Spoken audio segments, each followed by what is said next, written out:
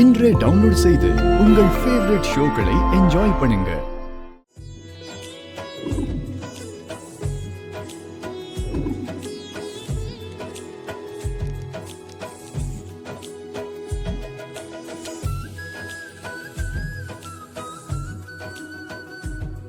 குளத்துல இருக்கிற ஸ்படிகலிங்கம் மித்ரா ஐஸ்வர்யா 2 பேர்ல யாருக்கு கிடைக்கும்னு என்னால கணிக்க முடியல. 2 பேரும் குளத்துல மூழ்கி தேடும் போதுதான் அதுக்கான முடிவு தெரியும். யார் கைக்கு லிங்கம் கிடைக்கும்னு தெரிஞ்சுக்க எனக்கு ரொம்ப ஆர்வமா இருக்கு. இந்த வீட்டுக்கு விளக்கேத்த வந்த மருமகள்கள்ல லிங்கத்தை அடையிற தகுதி எந்த மருமகளுக்கு இருக்கு? லிங்கத்தை அடைய போறது மூத்த மருமகளா இல்ல இளைய மருமகளா? என் கண்ல காட்டு கடவுளே.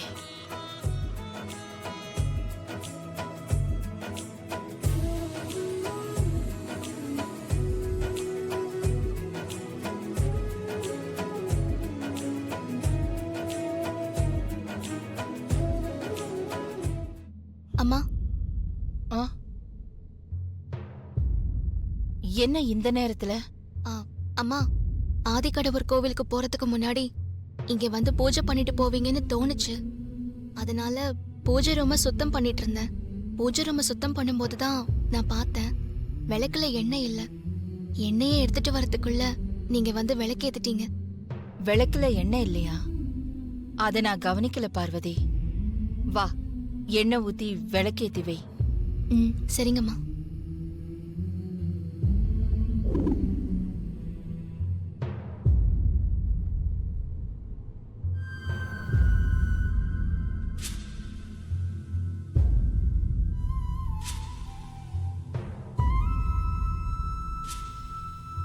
சரி, நீ போ.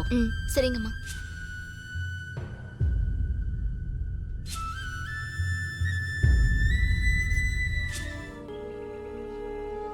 ஆமா, மித்ரா எங்க ஐஸ்வர்யா? மித்ராக்கா அத்தை கூட போயிருக்காங்க அத்தை. பூஜை நேரத்துல அப்படி எங்கதான் போயிருக்காங்க?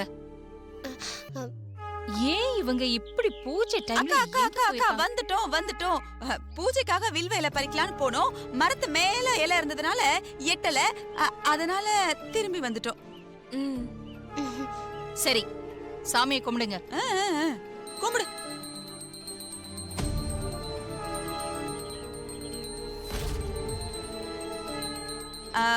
மித்ரா, அந்த ஸ்படிகலிங்கம் உன் கையில தான் கிடைக்கணும்னு நல்ல சாமியை வேண்டிக்கோ.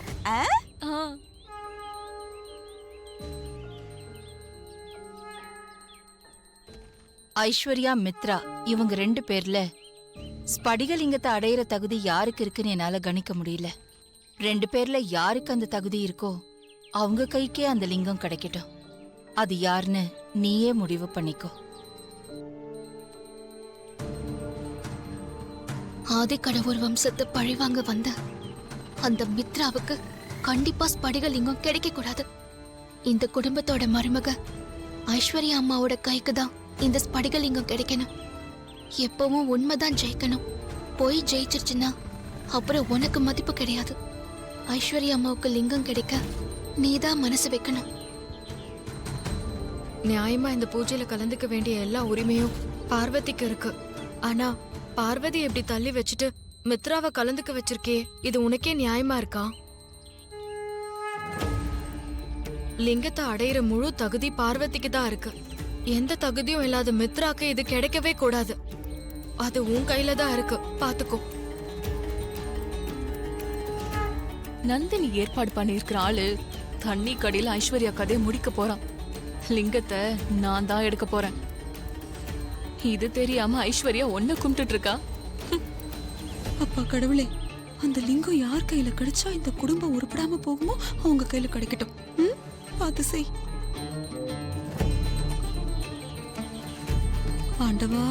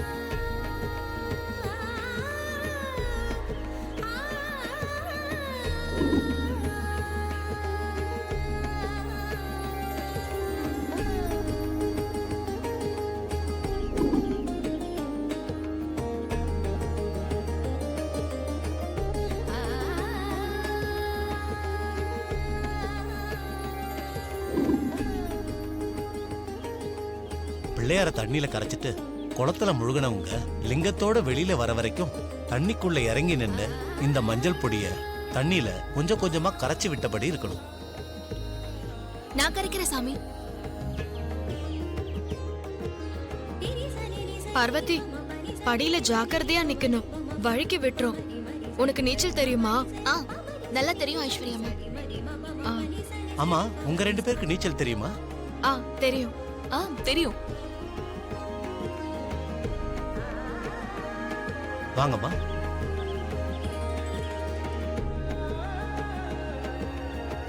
நீயும் அம்மா.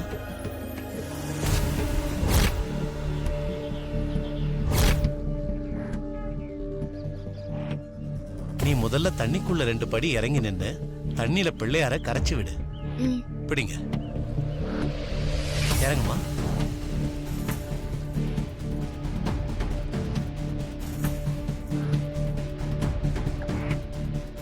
குளத்திலேயே தொலைஞ்சிரு.